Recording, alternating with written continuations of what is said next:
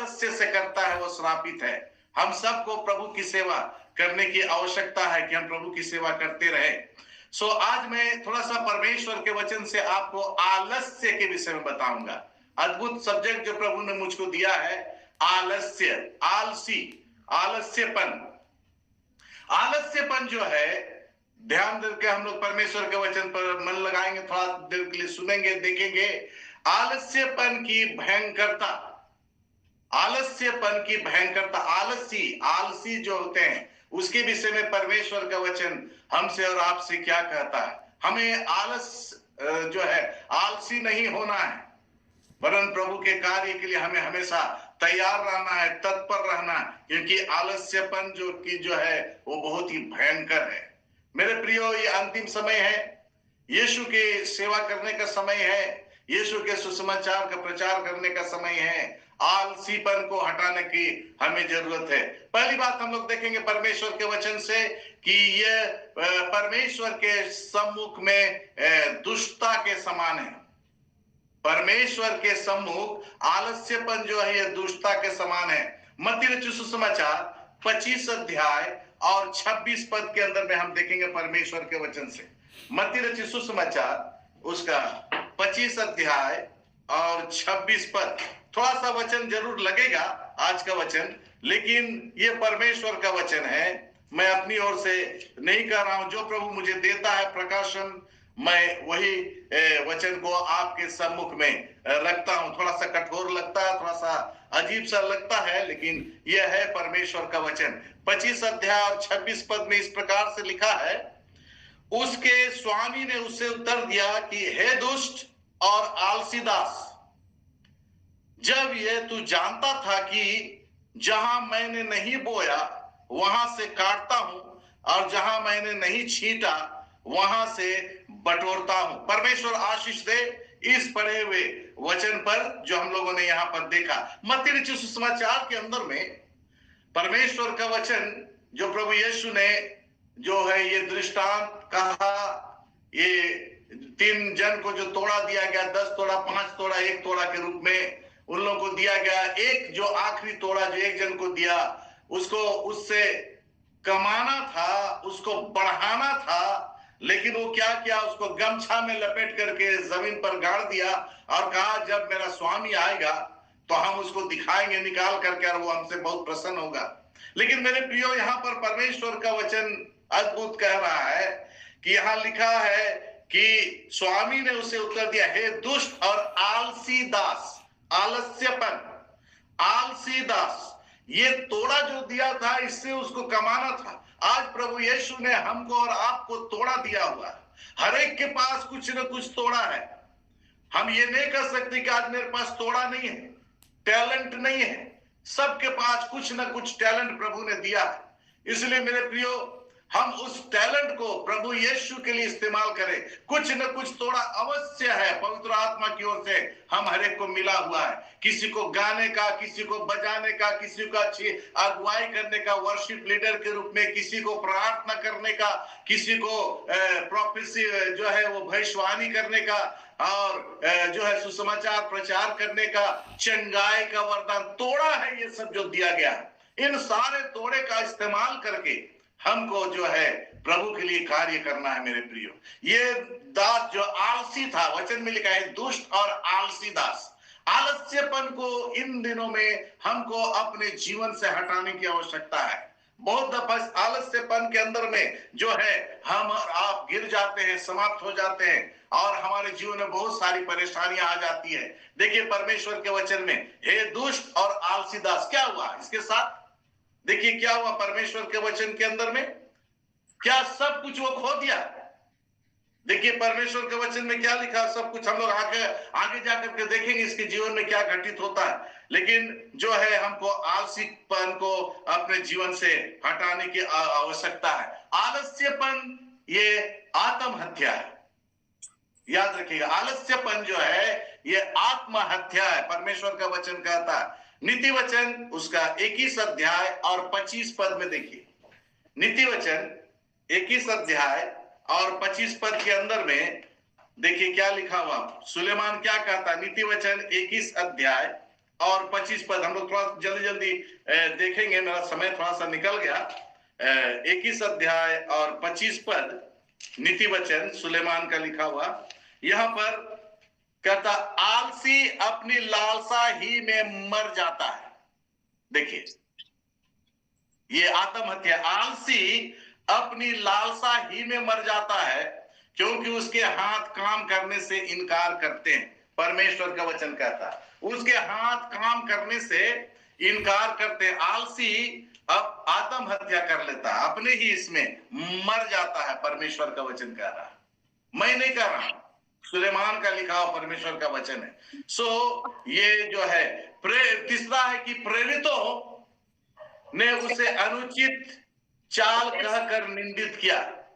प्रेरित लोग इसको, आलस्यपन को, आलसी को जो अनुचित चाल कहकर निंदित किया है। दूसरा थिस्सलुनीकियों 3 अध्याय 6 से 12 के अंदर में हम पाते हैं, यहां लिखा हुआ, तुम्हारे बीच में कितने लोग अनुचित चाल चलते हैं और कुछ काम नहीं करते। मैं शॉर्ट में बता रहा हूं, अनुचित चाल चलते हैं, कुछ काम नहीं करते। आलस्यपन है उसके जीवन में, आलसी बन गए हैं।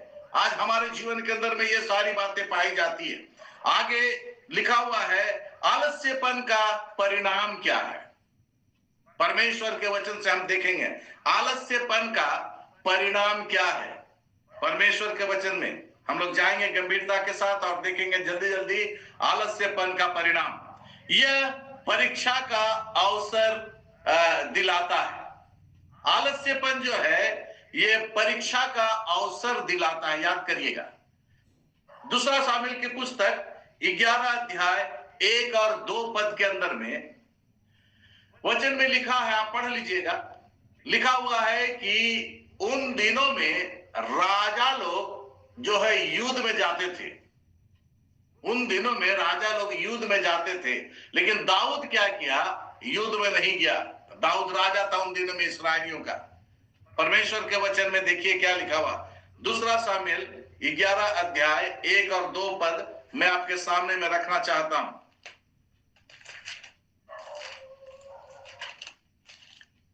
11 अध्याय 1 और 2 पद में यहां लिखा हुआ है, फिर जिस समय राजा लोग युद्ध करने को निकला करते हैं, उस समय अर्थात वर्ष के आरंभ में दाऊद ने योआब को और उसके संग अपने सेवकों और समस्त इस्राएलियों को भेजा। ध्यान दीजिएगा, परमेश्वर के वचन में भेजा, और उन्होंने अम्मोनियों को नाश किया और रब्बा नगर को घेर लिया, परंतु दाऊद यरूशलेम में रह गया। आलस्यपन, राजा लोग युद्ध करने के लिए जाता था, वचन में लिखा हुआ देखिए, राजा लोग युद्ध करने के लिए जाता था, परंतु यहां पर दाऊद के जीवन में देखिए, परंतु वहां वचन में लिखा कि वो अपने महल में, अपने घर में रह गया। यह आलस्यपन था। और जैसा मैंने आपसे कहा, परमेश्वर के वचन यह परीक्षा का अवसर दिलाता है। और दाऊद के जीवन में बहुत बड़ा परीक्षा आ गया जब वो अपने महल के छत के ऊपर में टहल रहा था। आप सभी जानते हैं कि किस तरह से उसके जीवन में परीक्षा आ गया। सो मेरे प्रियो, जब हमारे जीवन में आलस्यपन होता है, हमारे जीवन में परीक्षाएं आती हैं। परमेश्वर का वचन ये कहता। दूसरा, आत्मिक और आर्थिक दरिद्रता की ओर ले जाता है। आलस्यपन आत्मिक और आर्थिक दरिद्रता की ओर ले जाता है। नीति वचन 6 अध्याय 9 से 11 के अंदर में पाते हैं। आलस्यपन जो है हमारे जीवन में जब आता है, आइए हम लोग देखेंगे आत्मिक और आर्थिक दरिद्रता। नीति वचन 6 अध्याय 9 से 11 परमेश्वर के वचन में हम देखें। परमेश्वर के वचन, नीति वचन 6 अध्याय और 9 से 11 यहां लिखता है इस प्रकार से परमेश्वर के वचन में, हे आलसी, तू कब तक सोता रहेगा? तेरी नींद कब टूटेगी? कुछ और सो लेना, थोड़ी सी नींद, एक और झपकी, थोड़ा और छाती पर हाथ रखे लेटे रहना। तब तेरा कंगालपन बटमार की नाई और तेरी घटी जो हथियार बंद के समान आ पड़ेगी। जैसा मैंने आपसे कहा, आलसी के लिए क्या है? आत्मिक और आर्थिक दरिद्रता की ओर ले जाता है, आलसीपन को, आत्मिक तौर पर भी और आर्थिक तौर पर भी। 18 अध्याय इसी का नीति वचन का 9 पद में इस प्रकार लिखा है, 18 अध्याय 9 पद में, जो काम में आलस करता है वो खोने वाले का भाई ठहरता है। काम में, ये सिर्फ काम के विषय में नहीं है, आत्मिक कार्य के विषय में भी है। आत्मिक काम हम कहां तक करते हैं, और परमेश्वर के वचन में आगे हम लोग देखेंगे आलस्यपन जो है वो संपत्ति के क्षय का कारण होता है।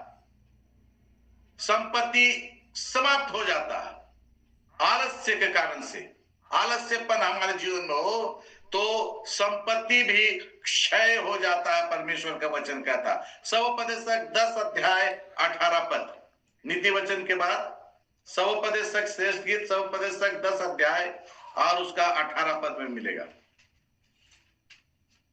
सवोपदेशक 10 अध्याय और 18 पद, यहां इस प्रकार लिखा है, 10 अध्याय 18 पद में, आलस्य के कारण छत की कड़ियां दब जाती हैं और हाथों की सुस्ती से घर चूता है। देखिए, आलस्य के कारण घर की कड़ियां, मैं नहीं कर रहा हूं, छत, जो छत में कड़ी लगाया जाता है, आलस्य के कारण छत की कड़ियां दब जाती हैं और हाथों की सुस्ती से घर चूता है।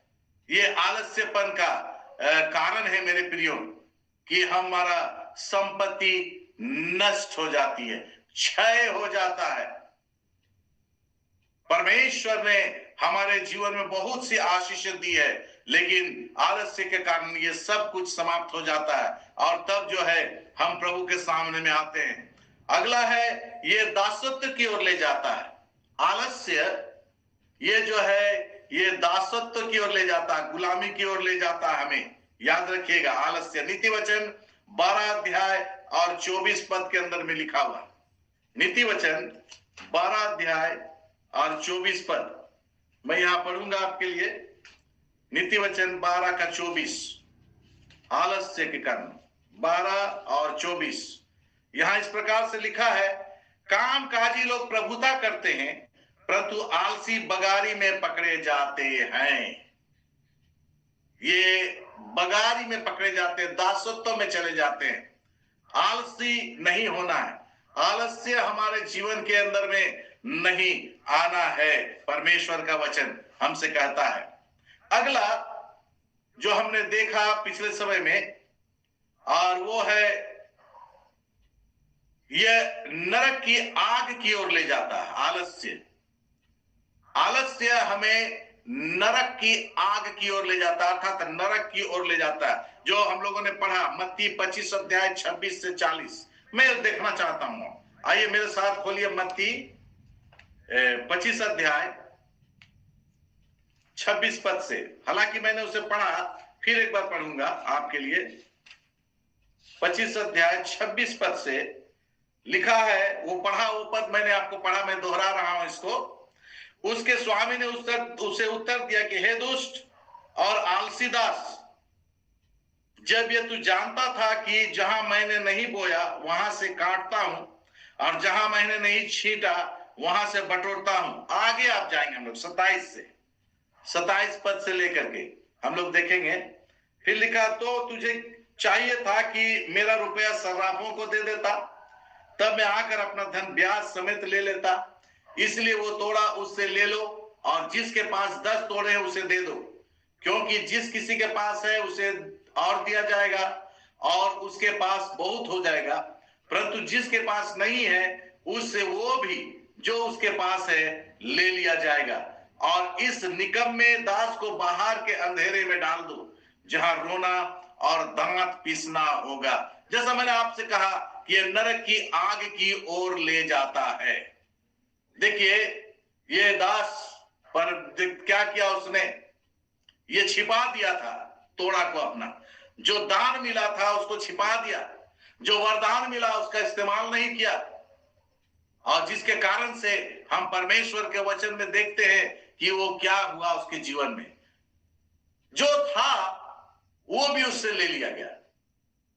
जो दिया गया था, ध्यान दीजिएगा, जो कुछ प्रभु यीशु ने हमको और आपको तोड़ा, जैसा मैंने आरंभ में कहा, जो टैलेंट तोड़ा प्रभु यीशु ने हमको और आप सबको, हर एक जन को, चाहे वो बहन हो, भाई हो, चाहे वो जो है जवान हो, चाहे वो माता हो, पिता हो, हर एक को प्रभु यीशु ने कुछ ना कुछ तोड़ा दे करके रखा है मेरे प्रियो। यदि हम उसका सदुपयोग नहीं करेंगे, हमारे माता पिता हमको सांसारिक तौर पर जब हम मांगते हैं तो हमें देता है कोई भी चीज।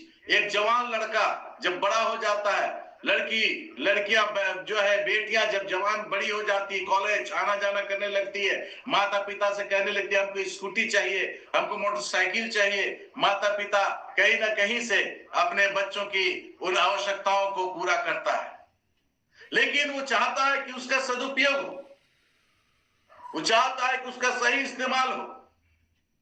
ठीक उसी प्रकार से हमारा परमेश्वर पिता ने हमको और आपको टैलेंट दिया है मेरे प्रियो। वो भी चाहता है कि वो उसका सही हम इस्तेमाल करें। अगर हम नहीं करेंगे, याद रखिए परमेश्वर का वचन ये कह रहा, मैं नहीं कह रहा हूं, ये आपसे ले लिया जाएगा पहली बात, और उसको दे दिया जाएगा जिसके पास है।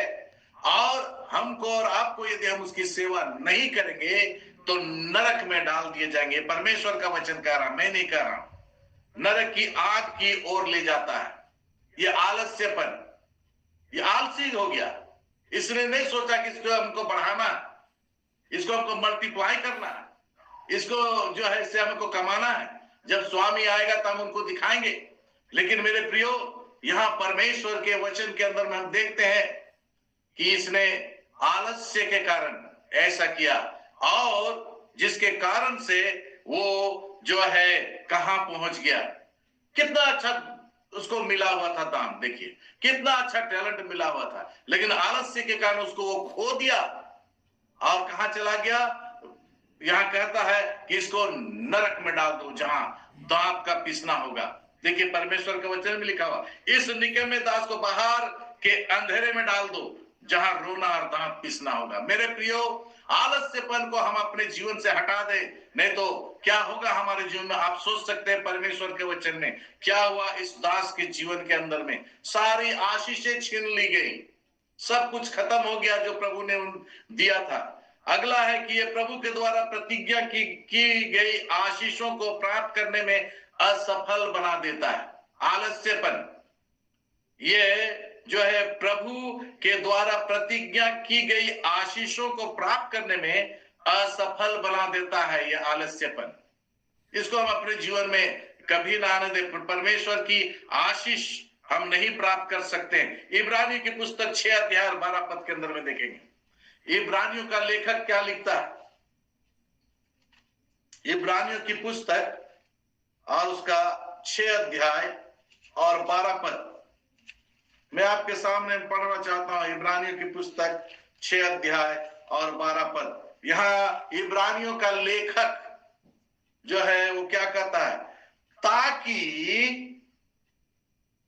तुम आलसी ना हो जाओ, साफ लिखा हुआ, वरन उनका अनुकरण करो जो विश्वास और धीरज के द्वारा प्रतिज्ञाओं के वारिस होते हैं। ध्यान दीजिएगा, प्रतिज्ञाओं के वारिस होते हैं।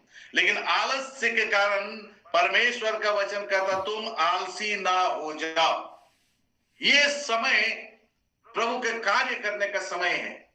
हम इसके लिए आलसीपन को हटाएं, आलस्यपन हमारे जीवन में ना आने पाए मेरे प्रियो। और अगला है, ये प्रभु के लिए नए क्षेत्रों पर अधिकार करने में असफल बना देता है। आलस्यपन ये प्रभु के लिए नए क्षेत्रों में अधिकार करने में असफल बना देता है।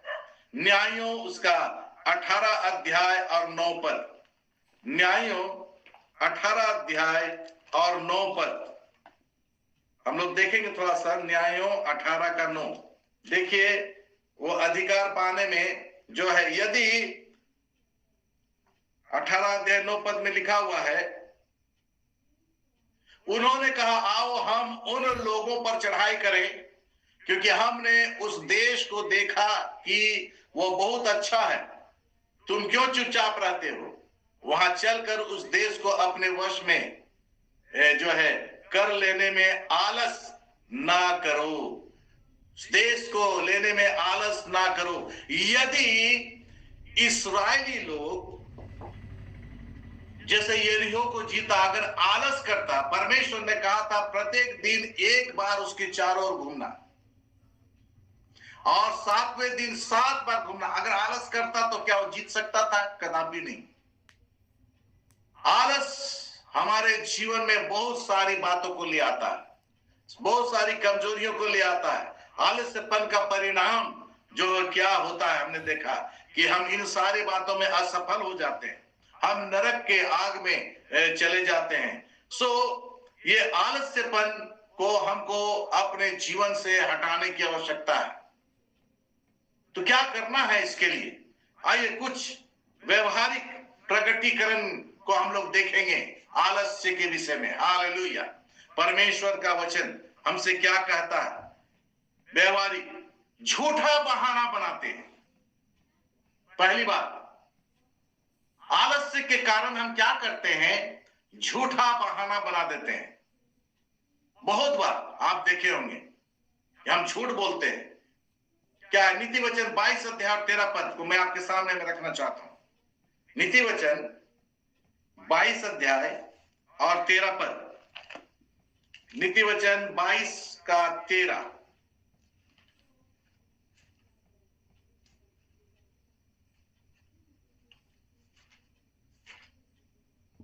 यहां इस प्रकार लिखा है, आलसी कहता है, परमेश्वर का वचन खोल देते, बहुत अच्छा, बहुत धन्यवाद कि सामने में आ जाता है। आलसी कहता है, क्या कहता है? बाहर तो सिंह होगा, बाहर तो सिंह होगा, मैं चौक के बीच घात किया जाऊंगा। देखिए, ये सुलेमान का लिखा हुआ वचन है। सुलेमान जो है, हम कई दफा बतलाए हैं, दोहराते हैं कि वो परमेश्वर ने उसको प्रचुर बुद्धि दिया और पवित्र आत्मा की प्रेरणा से परमेश्वर के इन वचनों को जो इसमें लिखा हुआ है उसने लिख दिया अपनी पत्री में। नीति वचन में क्या कह रहा है? आलसी क्या कहता है? बाहर सिंह है। नहीं मेरे प्रियो, ये आलसीपन का जो है बहुत बड़ा बहाना है। आलसियों का बहुत बड़ा बहाना, आलस्यपन में जो पड़े हुए हैं वो बहुत बड़ा बहाना है। देखिए, वो घर में है और बैठे बैठे क्या बोल रहा? बाहर सिंह है। और जो है आलस्य के कारण परमेश्वर की आराधना नहीं करते, प्रभु यीशु की आराधना नहीं करते। परमेश्वर के भवन में जाने से पहले इस तरह का बहाना हमारे जीवन में होता है। बेदारी की मीटिंग, जहां रिवाइवल मीटिंग होती है, वहां जाने से पहले इस तरह का बहाना हमारे जीवन में होता है और हम बहुत चालाकी से झूठ बोल जाते हैं। जैसा परमेश्वर के वचन में कहता, आलसी कहता बाहर तो सिंह है। देखिए कैसे जान लिया है कि बाहर तो सिंह है, बाहर सिंह बैठा हुआ है। क्या परमेश्वर हमको सिंहों से नहीं बचाएगा? क्या परमेश्वर हमारी रक्षा नहीं करेगा? दानियल का परमेश्वर है, उसको सिंहों के मांद में डाल दिया गया, कुछ भी सिंह कुछ कर सका। लेकिन आलसी का कितना अच्छा बहाना। देखिएगा, अक्सर हम विश्वासी लोग, मैं भी इसमें सम्मिलित हूं, अक्सर ऐसे विश्वासी लोग हम लोग हैं, आराधनालय में जाने से पहले इस तरह का झूठा बहाना हमारे जीवन में होता है। ये तो कह रहा है आलसी की बाहर सिंह है। आज का विश्वासी उसको मॉडर्नाइज कर दिया है। बारिश हो रही है, आज बहुत गर्मी है, वर्षा हो रही है, और इस प्रकार से बहुत सा बहाना करते हैं। ये है सिंह, वो सिंह बैठा हुआ है, उसको हम लोग जो है मात दे सकते हैं प्रार्थना के द्वारा से। मेरे प्रियो, परमेश्वर का वचन हमको और आपको इसलिए रखा है, ठहराया कि इन सारी बातों पर हम विजय प्राप्त करें। ये ना कहें कि बाहर सिंह है। बहुत दफा, बहुत बार हमने बहाना किया है और अक्सर करते हैं। हम जानते हैं हमारे जीवन के अंदर में, हम विश्वासियों के जीवन के अंदर में, कलीसिया में जाने के लिए प्रार्थना टैरी मीटिंग अर्थात उपवास और प्रार्थना मीटिंग में जाने के लिए, घरेलू मीटिंग, पारिवारिक मीटिंग जो होती है घर घर में, वहां उपस्थित होने के लिए बहुत दफा इस तरह का बहाना हम करते कि बाहर सिंह है, हमें ये काम है, बाहर सिंह है, हमें फलाना काम है, बाहर सिंह है। कितना झूठ बोलेंगे हम, ये सारी झूठी जो है झूठा बहाना कितना बनाएंगे हम प्रभु के कार्य को करने के लिए। प्रभु ने जो तोड़ा दिया है, कब तक हम उसको छिपा करके रखेंगे मेरे प्रियो। प्रभु यीशु आपसे प्यार करता है। प्रभु यीशु के उस बलिदान के विषय में सोचिए, उसने कोई बहाना नहीं किया, उसने कभी भी ऐसा झूठा बहाना नहीं किया। वो जो कुछ पिता ने उससे कहा उसको पूरा किया। हमारे और आपके लिए अपना जीवन का बलिदान कर दिया, हमारे उद्धार के लिए, हमारे नजात के लिए उसने अपना जीवन दे दिया। वो जीवन दे करके हमको बहुतायत का जीवन दिया, लिखा हुआ परमेश्वर के वचन में। वो जीवन दिया और हमको बहुतायत का जीवन दिया है। वो जीवन अपना कलवरी क्रूस पर दिया। And we have got the everlasting life, अनंत जीवन। मेरे प्रियो, वो प्यार करने वाला यीशु है। लेकिन उस यीशु की कार्य को करने के लिए, उस यीशु के सेवा में जाने के लिए, उस यीशु के सुसमाचार के लिए हम कितना दिन तक बहाना करेंगे कि बाहर सिंह है, अर्थात बाहर ताकतवर लोग बैठे हुए, या बाहर में ऐसा है, हम कार्य नहीं कर सकते हैं, हम वहां नहीं जा सकते हैं क्योंकि बाहर सिंह है, हम चौराहे पर नहीं जा सकते हैं क्योंकि हमें मार डालेंगे। मेरे प्रियो, ये जीवन प्रभु का है। जब प्रभु यीशु ने हमें ये जीवन दिया है तो वो भी अपना जीवन को बलिदान कर दिया, वो अपना जीवन को न्यौछावर कर दिया, दे दिया उस कलवरी क्रूस पर, ताकि हम विश्वास योग्यता से उसकी सेवा करें। आलस्यपन को हम दूर करें अपने जीवन से, नहीं तो हम इसी रीति से आलस्यपन करते रहेंगे। तो मैंने आपको उसका आलस्यपन का परिणाम सबको बता दिया कि क्या है परिणाम। दाऊद जरा सा गलती आलस्यपन के कारण, राजा लोग युद्ध करने जाते थे, ये नहीं गया, और जानते हो कितना बड़ा परीक्षा में गिर गया, कितना बड़ा पाप में गिर गया। हमारे जीवन के अंदर में यदि हम आलस्य में रहेंगे, इस तरह की परीक्षाएं हमारे और आपके जीवन में आएगी और हम दासत्व की ओर चले जाएंगे। हमारी संपत्ति खत्म हो जाएगा आलस्य के पन के कारण से, छत चुने लग जाता है। बहुत सारी बातें हैं जो परमेश्वर का वचन हमको और आपको सिखाता। मैं बहुत सारे पदों को आपके सामने में रख सकता हूं इस आलस्यपन के विषय में, क्योंकि आज इसी की आवश्यकता है। हमें बेदारी लाने की आवश्यकता है, बेदार हो जाए, रिवाइवल। आलस्य में रहेंगे तो ऐसा हमारे जीवन से नहीं होगा। दूसरी बात मैं आपके सामने में रखता हूं, वो है आलसी क्या कहता, बाहर सिंह है। दूसरी बात है कि जो है कुछ व्यवहारिक प्रकटीकरण, वो है भारी नींद। भारी नींद, ये आलस्यपन, भारी नींद में हम पड़ जाते हैं। आलस्य से भारी नींद में जो है, आलस से भारी नींद आ जाती है। परमेश्वर का वचन कहता है, नीति वचन 19 अध्याय 15, 6 अध्याय और 9 पद। नीति वचन 19 अध्याय और 15 हम देखेंगे। मैं नीति वचन खोला हुआ हूं, 19 अध्याय और 15 पद मैं आपके सामने में पढ़ना चाहता हूं। यहाँ इस प्रकार लिखा है, धन्यवाद कि परमेश्वर का वचन यहाँ चला आता है सामने में। 19 अध्याय 15 पद में लिखता, आलस से भारी नींद आ जाती है। देखिए, आलस से भारी नींद आ जाती है, और जो प्राणी ढिलाई से काम करता है वो भूखा ही रहता है। आलस से नींद आ जाती है। और अगला एक और पद है, वह है 6 अध्याय और 9 पद, नीति वचन का ही है। 6 अध्याय और 9 पद, थोड़ा सा उसको भी मैं देखना चाहता हूं। हे आलसी, तू कब तक सोता रहेगा? नीति वचन का लेखक सुलेमान कहता है पवित्र आत्मा की प्रेरणा से, हे आलसी, तू कब तक सोता रहेगा? तेरी नींद कब टूटेगी? मेरे प्रियो, परमेश्वर का वचन ये कह रहा, मैं नहीं कह रहा हूं। मुझको आप मत दोष दीजिएगा, है ना, मुझको दोषारोपण मत करिए। परमेश्वर का वचन बड़े जो है कहना चाहिए बोल्ड, बहुत इसके द्वारा से कह रहा, हे आलसी, तू कब तक सोता रहेगा? तेरी नींद कब टूटेगी? देखते हैं आलस्यपन हमारे जीवन के अंदर में इस प्रकार से आ जाता है। हम याद करें परमेश्वर के वचन में, आलस्यपन हमारे जीवन से दूर होनी चाहिए मेरे प्रियो। 6 अध्याय 9 पद में, हे आलसी, तू कब तक सोता रहेगा और तेरी नींद कब टूटेगी। ध्यान दीजिएगा, हमें जागने की आवश्यकता है। हम याद करें जब प्रभु यीशु मसीह गतसमनी बाग में प्रार्थना करने गया, कुछ चेले उसके साथ थे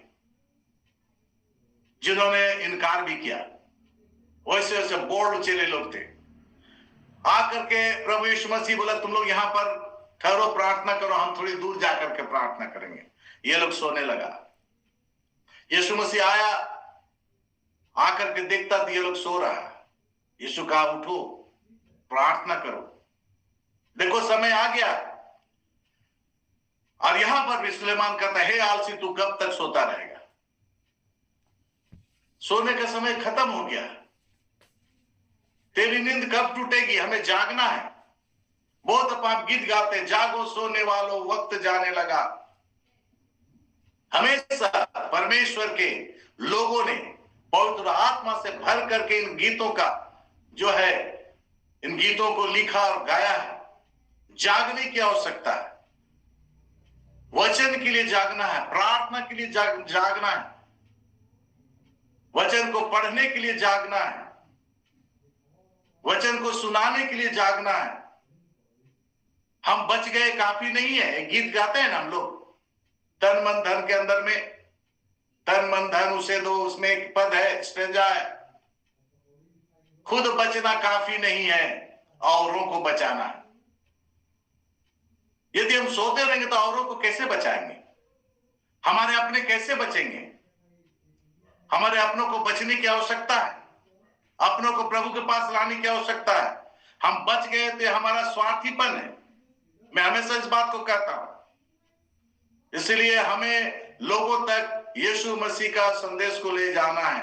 यदि हम सोते रहेंगे तो कब ले जाएंगे, कब पहुंचेंगे। इसलिए परमेश्वर का वचन यहां कहता है, हे आलसी, तू कब तक सोता रहेगा, तेरी नींद कब टूटेगी। मेरे प्रियो, सुलेमान जिस वचन को लिख रहा है, ऐसा लगता है अभी भी हम लोग सो रहे हैं। वो हमें जगाने की कोशिश कर रहा है कि हम जग जाएं। दूसरा बात है, पहला कि झूठा बहाना हम छोड़ दें। दूसरी बात है कि हम सोना ज्यादा जो है आलसी की तरह आलस में आकर के भारी नींद में हम पड़े रहेंगे, परमेश्वर का वचन नहीं चाहता। तीसरा है समय की बर्बादी। समय की बर्बादी, काम टालने की प्रवृत्ति हमारे अंदर में होती है। इफिसियों 5 अध्याय 14 से 16। इफिसुस की कलीसिया को पौलुस लिखता है। आइए देखेंगे थोड़ा से, पहला कुरिन्थियों, दूसरा कुरिन्थियों, गलतियों, इफिसियों, फिलिपियों। आइए हम लोग देखें इफिसियों की पत्री, उसका 5 अध्याय 14 से। यहां इस प्रकार लिखा है, 5 अध्याय 14 से, इसलिए इस कारण वो कहता है, हे सोने वाले जाग और मुर्दों में से जी उठ, तो मसीह की ज्योति तुझ पर चमकेगी। इसलिए ध्यान से देखो कि कैसी चाल चलते हो, निर्बुद्धियों की नाई नहीं, पर बुद्धिमानों की नाई चलो। 16 पद में लिखा, और अवसर को बहुमोल समझो, क्योंकि दिन बुरे हैं। किस समय में, सोचिए, ये पौलुस लिखा इफिसुस की कलीसिया को। इफिसुस में जो कलीसिया थी, उस कलीसिया को, इस पत्री को लिख करके पौलुस बतला रहा है कि दिन बुरे हैं। आप जान रहे हैं आज दिन क्या है, क्या समय चल रहा है, कैसा दिन चल रहा है, किसी से छिपी हुई नहीं है। ध्यान दीजिएगा, आप सब जानते हैं, और आप यही कहेंगे कि दिन बुरे हैं, जो परमेश्वर का वचन यह कह रहा है। इसलिए इफिसुस की कलीसिया से यह कहता है 14 पद में, इस कारण वो कहता है, हे सोने वाले जाग और मुर्दों में से जी उठ, तो मसीह की ज्योति तुझ पर चमकेगी। परमेश्वर का वचन स्पष्ट रूप से कह रहा है, हे सोने वाले जाग, जागने के लिए बोल रहा। यह नाम किसी को विशेष नाम करके नहीं बोला गया, ये पूरी कलीसिया को लिख रहा। आज हमारे और आपके पास ये परमेश्वर का वचन है, हमको और आपको भी ये बतलाया जा रहा है। इसका मतलब हमारे अंदर में भी कहीं ना कहीं आलस्यपन है, कहीं ना कहीं हम सो जाते हैं। यहाँ परमेश्वर का वचन कह रहा है कि इस कारण वो कहते हैं, सोने वाले जाग और मुर्दों में से जी उठ। इसका मतलब है कि इतना आलस्य में है कि हम मुर्दे की तरह सो रहे हैं। आज मुर्दों में से जी उठने के लिए कह रहा है। इस प्रकार का नींद हमारे पास है, जिससे मुर्दे लोग पड़े रहते हैं, वैसा नींद आज हमारे पास है। परमेश्वर का वचन ये कह रहा हमसे, तो क्या होगा? मसीह की ज्योति तुम पर चमकेगी। मेरे प्रियो, परमेश्वर पिता ज्योति है, प्रभु यीशु मसीह ज्योति बन करके आया है, और उसने हमको और आपको ज्योति बनाया है, जो नगर और पहाड़ पर बसे हुए हैं। परमेश्वर ने ज्योति की सृष्टि की, बनाया, अंधकार से उसको अलग किया, हमको और आपको ज्योति में रखा, और यहां पर कहता है कि मसीह की ज्योति तुम पर चमकेगी।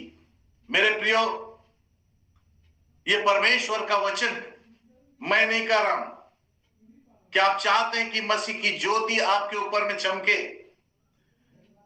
मसीह की ज्योति चमकने का अर्थ यह है कि मसीह का प्रकाशन आपके पास आएगा।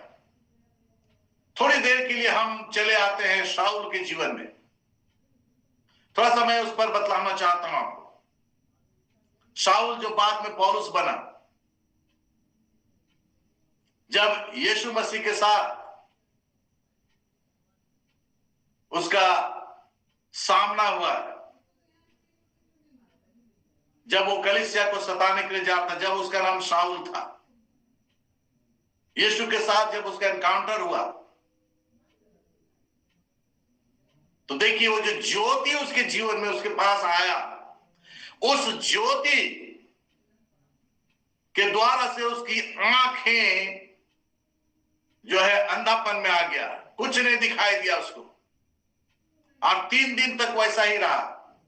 आप समझ सकते हैं वो ज्योति में क्या था, वो ज्योति क्या था, उस ज्योति में क्या रहस्य था, वो ज्योति कैसी थी, उस ज्योति में क्या आज्ञाएं थी, उस ज्योति के अंदर में क्या रहस्य छुपा हुआ था। यहां पर परमेश्वर का वचन में वही लिख करके इफिसुस की कलीसिया को कह रहा जब वो पौलुस बन गया, क्योंकि उसको अनुभव था, उसके जीवन में अनुभव हुआ। वो ज्योति जो उसके अंदर में जो उसको चमका, उसका आंख जो झुंझला गया, 3 दिन तक आंखें बंद रही। परमेश्वर ने अपने सेवक को भेजा, और वचन में लिखा हुआ छीलके की तरह उसके आंख से गिरा। मेरे प्रियो, प्रकाशन प्रभु ने उसको दिया उस ज्योति के माध्यम से। उस ज्योति के माध्यम से उसको रेवलेशन मिला। उस ज्योति के माध्यम से प्रभु यीशु ने उसको तैयार किया। अब वो सताने वाला नहीं, वरन वचन के द्वारा सताया जा रहा, वचन के कारण से। अब वचन के कारण वचन को प्रचार कर रहा हूं, और जिसके कारण से वो सताया जा रहा है। कितने कठिनाइयों का सामना किया, यदि उसके जीवन को पढ़िए आप पाएंगे कि शाऊल जब था जो बोया, पौलुस बन करके वो काटा। गलतियों की पत्री में लिखा, मनुष्य जो बोता है वही काटेगा। वो ज्योति जो उसके जीवन में आया, यीशु से जब उसका एनकाउंटर हुआ, यीशु से जब उसके मुलाकात हुई, साक्षात्कार हुआ, तो उस ज्योति के माध्यम से प्रभु यीशु ने उसको बहुत से रहस्यों को बतला दिया, बहुत सारी चीजों को बतला दिया प्रभु यीशु ने। वो जो प्रकाशन उसने पाया, देखिए कितना पत्रियों को लिख करके, कितने कलीसियाओं की स्थापना करके, सारे कलीसियाओं के सारी बातों को जान करके पत्रियों के द्वारा उनको लिखा। कहां मिला उसको? प्रभु यीशु ने उस ज्योति के द्वारा दिया। मेरे प्रियो, प्रभु यीशु हमको और आपको जो प्रकाशन देता है, तो मसीह की ज्योति हम पर चमकेगी। अगर आलस्यपन हमारे जीवन से दूर होगा, तब इस आलस्यपन को हम अपने जीवन से दूर करें। परमेश्वर का वचन कहता है, आप चाहते हैं यदि मसीह की ज्योति आप पर चमके, तो आप नया प्रकाशन को प्राप्त करेंगे, नई नई बातों को देखेंगे, नए नए आश्चर्य कर्मों को देखेंगे। नए नए आश्चर्य कर्म करेंगे, बीमारों के लिए प्रार्थना करेंगे, लोग उद्धार को प्राप्त करेंगे, लोग नजात को प्राप्त करेंगे, लोग पापों से बच करके चले आएंगे। वो ज्योति में ला करके हमको और आपको ऐसा प्रशिक्षण देना चाहता है जो शाऊल को दिया। उसने उसको बतला दिया क्या करना है, नहीं करना है। सारी बातों में वो ऐसा नम्र हो गया, दिन हो गया परमेश्वर के वचन के अंदर में हम देखते हैं। और उसके बाद जो है वो यीशु मसीह का प्रचार करने लगा। एक सताने वाला व्यक्ति, प्रभु यीशु ने उसके जीवन को ही बदल दिया।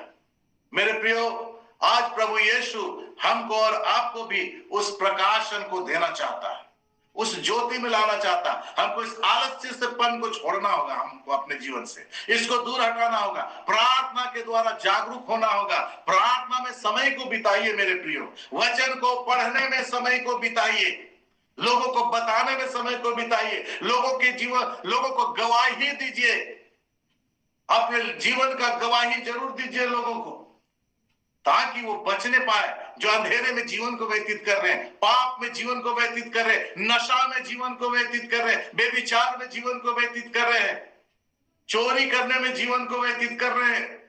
कौन बचाएगा उनको, कौन ले जाएगा? यदि हम सोते रहेंगे, आलस्यपन यदि हमारे जीवन में होगा तो कौन जाएगा? मेरे प्रियो, परमेश्वर का वचन हमें वो ज्योति देना चाहता है। यहां पर साफ लिखा हुआ, तो मसीह की ज्योति तुम पर चमकेगी। क्या करना है? जागना है। साफ लिखा है, सोने वाले जाग और मुर्दों में से जी उठ। इफिसुस की कलीसिया ऐसा लगता है सो रही थी कलीसिया के लोग। पौलुस का लिखने का तात्पर्य यही है। क्यों लिखा, क्या कारण से लिखा? यदि हमको और आपको हमारे अंदर में कुछ ऐसा होता, हमारे माता पिता जान जाते हैं तो हमें बतलाते हैं। पौलुस को ये सारी चीजें मालूम हो गई, इस कलीसिया की कमजोरी। उन लोग को जो कार्य कहा गया था वो छोड़ करके वो सोने में समय को बिता रहा था, और ऐसा सो रहा था जैसा मरे हुए लोग, मुर्दों में से जी उठ करता। आज ये वचन हमारे और आपके पास है मेरे प्रियो। हमें जागने की आवश्यकता है। समय चला गया सोने का, उसको त्यागने की आवश्यकता है। यीशु मसीह सब कुछ त्यागा। यीशु मसीह रात भर प्रार्थना करता था। यीशु मसीह अकेले में जाकर के प्रार्थना करता था। मेरे प्रियो, हमको और आपको भी लोगों को बतलाने की आवश्यकता है। आप ये नहीं कह सकते कि आपको तोड़ा नहीं मिला है, आप ये नहीं कह सकते आपको कोई टैलेंट नहीं मिला है। वो प्रभु यीशु जानता है आपको, हमको, हर एक को कुछ ना कुछ टैलेंट दिया है। आइए हम उसका प्रयोग करें, आलसीपन में जीवन को ना बिताएं। मसीह का प्रकाशन जब आपको मिलेगा, मसीह की ज्योति आपको मिलेगी, तो जो है वो ज्योति हमें पहुंचाने की जरूरत है लोगों के पास, अपने प्रियों के पास, अपने मित्रों के पास, अपने रिश्तेदारों के पास। आइए हम इस ज्योति को लेकर के जाएं, इस ज्योति को दे कि यीशु मसीह ज्योति है, वो प्रकाशन उसको भी मिलना बहुत जरूरी है। इसलिए कहता है, हे सोने वाले जाग और मुर्दों में से जी उठ, तो मसीह की ज्योति तुम पर चमकेगी। मेरे प्रियो, मसीह की ज्योति हमारे और आपके लिए, प्रभु यीशु ने जो ज्योति हमको और आपको दिया, आइए हम लोगों तक पहुंचाएं, लोगों तक ले जाएं। पहला कुरिन्थियों 5 अध्याय 14 पद में देखिए क्या लिखा हुआ। पहला कुरिन्थियों 5 अध्याय और 14, माफ करें, इफिसियों 5:14, इफिसियों 5:14 में क्या लिखा हुआ? सॉरी, इफिसियों 5 अध्याय और 14 पद।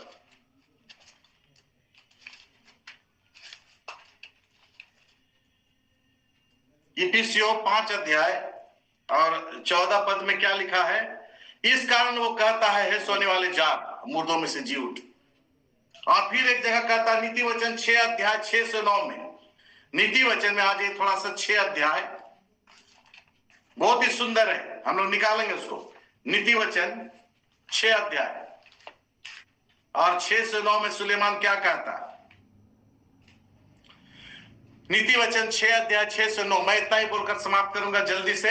यहां इस प्रकार लिखा है, हे आलसी चींटियों के पास जा, चींटी, और लिखता है, उनके काम पर ध्यान दे और बुद्धिमान हो। उनके ना तो कोई न्यायी होता है, न प्रधान और न प्रभुता करने वाला, तो भी वह अपना आहार धूप काल में संचय करती है और कटनी के समय अपनी भोजन वस्तु बटोरती है। हे आलसी, तू कब तक सोता रहेगा? तेरी नींद कब टूटेगी? परमेश्वर का वचन ये कह रहा, हे आलसी तू कब तक सोता रहेगा? मेरे प्रियो, यदि हम सोते रहेंगे तो उम्मीद मत करिए प्रकाशन का। अगर आप नया नया प्रकाशन चाहते हैं, रेवलेशन चाहते हैं, भविष्यवाणी, अच्छे स्वप्न में बात करना चाहते हैं प्रभु यीशु से, लोगों को बतलाना चाहते हैं कि प्रभु यीशु ने आपके जीवन में क्या किया, परिवार में क्या किया, आलस्यपन को हमें छोड़ने की आवश्यकता है। हमने आपको बताया इसका परिणाम क्या है। ये परमेश्वर का वचन कह रहा, मैं नहीं कह रहा हूं। इसलिए मेरे प्रियो, आइए आज इस रात्रि काल में जब हम जाते हैं बिस्तर पर, हम प्रार्थना करें और सोचे इस विषय पर, गौर करें इस विषय पर, अध्ययन करें इस विषय पर, और प्रभु के लिए मैं आपसे कहूंगा इन सारी बातों को छोड़िए। ये आलस्यपन को अपने जीवन से दूर करिए। ये आलस्यपन अपने जीवन में मत आने दीजिए। दिन बुरे हैं, मैंने दिखाया परमेश्वर के वचन से। प्रभु यीशु का आना नजदीक है। सब चिन्ह चमत्कार बतला रहा है। सारी चीजें जो है प्रभु यीशु के आने का संकेत दे रहा है। अब हमें जागना है, प्रार्थना करना है और उसका दर्शन का खोजी बनना है। वचन को पढ़ना है जो परमेश्वर का दिया हुआ वचन है, बोला हुआ वचन है, जिसके द्वारा हम लोगों को इस सुसमाचार को ले जा सकते हैं। इसके लिए मेरे प्रियो, आइए हम बहाना छोड़े कि बाहर सिंह है। ये बहाना छोड़े, नींद को त्यागे, जाग जाएं। यीशु का आना निकट है। सोते रहेंगे। आप जानते क्या हुआ 5 कुमारी 10 कुमारी के विषय में सबको मालूम है। इसलिए हमें जागते रहना है, प्रार्थना करते रहे। यीशु ने कहा जागते रहो, प्रार्थना करते रहो। मेरे प्रियो, आइए हम लोग आज रात्रि काल में, इस समय में अपने जीवन को प्रभु यीशु मसीह के हाथ में सौंपें। और यदि हमने कहीं पर भी ये आलस्यपन हमारे जीवन में आया है, इसको हम अपने जीवन से निकाल दें। प्रभु यीशु तू हम पर दया कर कि हम अपने जीवन से इस आलस्यपन को दूर करते हैं, तेरी सेवा के लिए आगे बढ़ना मांगते हैं। तूने हमें जो टैलेंट दिया तू हमें दिखा। हम तेरी ज्योति को चाहते हैं, हम उठना चाहते हैं। प्रभु यीशु हमारे जीवन में उस ज्योति को लिया। लिखा हुआ है, सोने वाले जाग, मुर्दों में से जी उठ, तो मसीह की ज्योति तुम पर चमकेगी। मसीह यीशु की ज्योति हम पर, आप पर चमकेगा। और उस ज्योति में सारी चीजें होंगी जो प्रभु यीशु चाहता है। तमाम राज की बातें होंगी, सुसमाचार की बातें होंगी, दर्शन की बातें होंगी, स्वप्न की बातें होंगी। सारी बातें हमको मिलेगा। क्या करना है? प्रभु यीशु अगुवाई करेगा, पवित्र आत्मा के द्वारा अगुवाई करेगा।